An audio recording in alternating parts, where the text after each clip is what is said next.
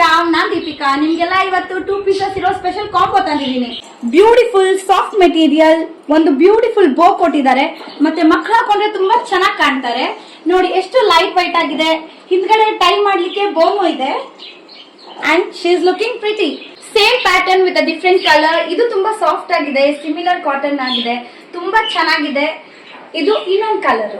ಎಷ್ಟು ಚಂದ ಇವಳು, ಹರಿಯವರಾಣಿ ಮಗಳು, ಇವಳು ಹಿಂಗೆ ನಗಲು, ದಿನವೆಲ್ಲ ನಂಗೆ ಅಮಲು.